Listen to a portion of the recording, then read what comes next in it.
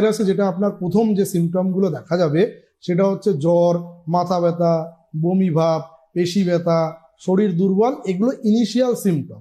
এইবার এই ভাইরাসের, এই নিপা ভাইরাসের একটা লক্ষণ আছে, এটা কিন্তু ব্রেন ইনভলভ করে।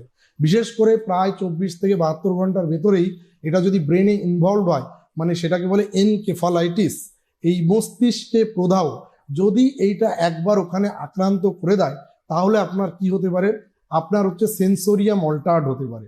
মানে হচ্ছে যে নর্মাল যেভাবে মানুষ আচরণ করে সেই এটা মানে অ্যালার্ট, কনসাসনেস, এই জিনিসটা কমে যায়, অসংলগ্ন কথাবার্তা বলতে পারে।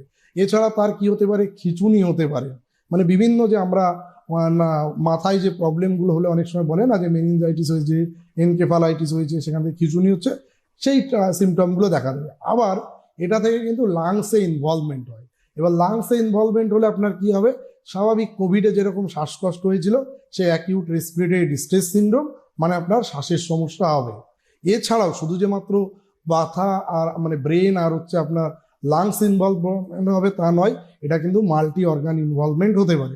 যেমন হার্টেও যদি তখন সেটা হয়, সেক্ষেত্রে মায়োকার্ডাইটিস হতে পারে, সেখান থেকে হার্ট রিলেটেড বিভিন্ন সিমটম দেখা দেবে।